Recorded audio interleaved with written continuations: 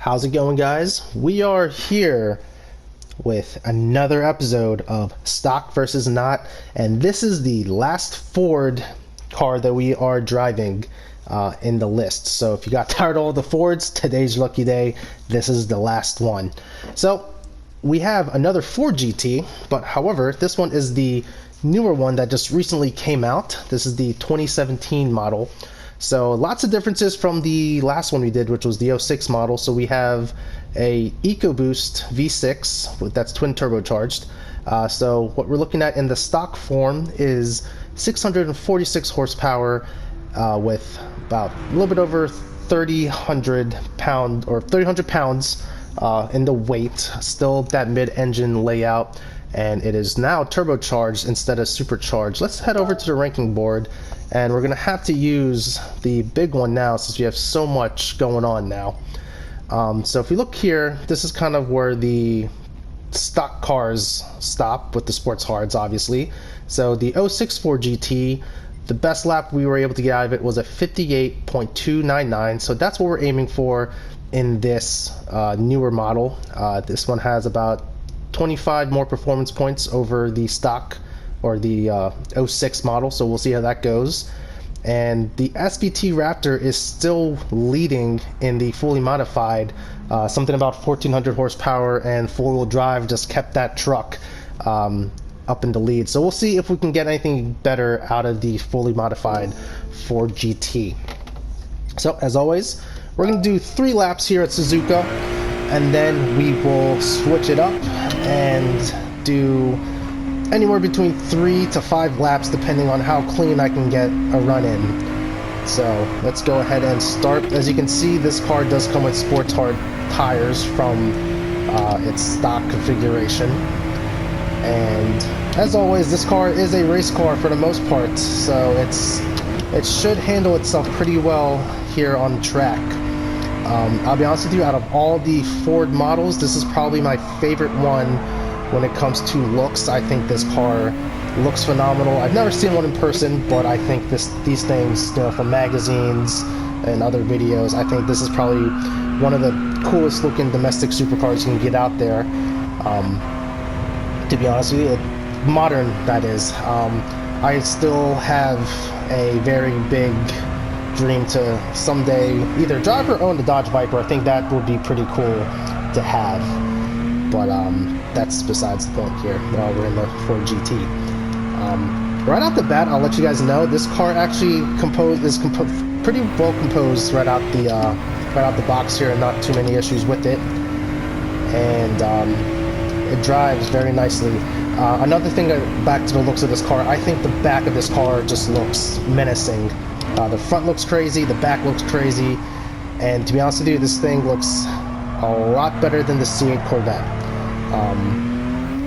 The joke I have about the C8 Corvette is that it looks like 2 different people worked on it, or designed it. It looks like the front end was designed by one person, they told someone else to design the back, and then they met up at the very end, and they said, where can we just paste our 2 ideas together? And that's how the C8 Corvette was created. At least that's how I think about it.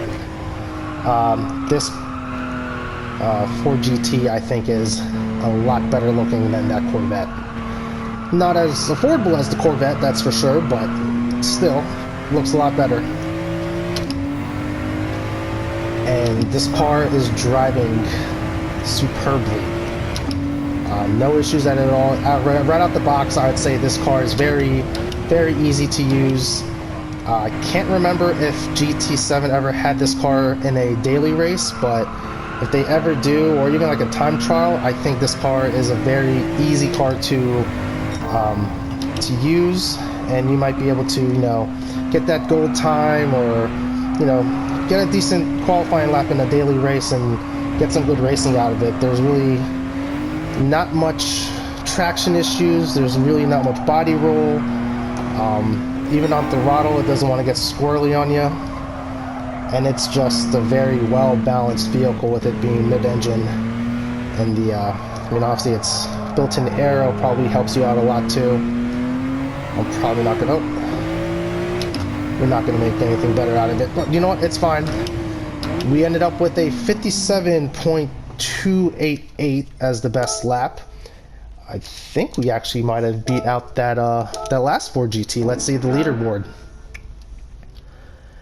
And let's just go right here to the ranking board. There it is.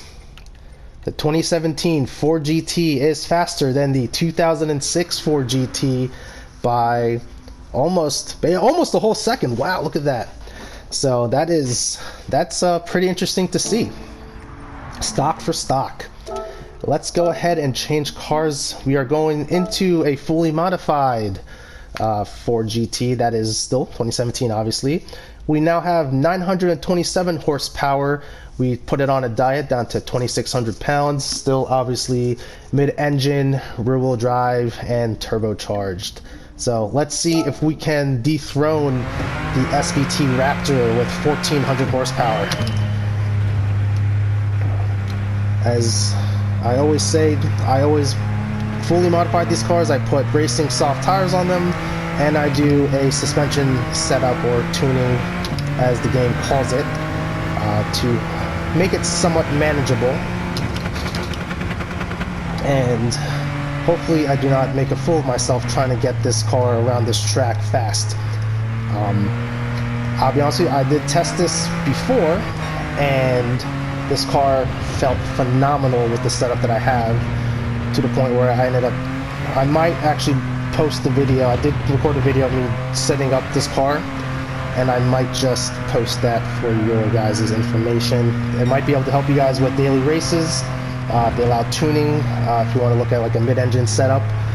It's actually the setup that I typically use for like the McGann Trophy for Group 4 or Group 3. I can't remember what it is right now, but it's a setup that I typically use for those longer races that allow you to do it.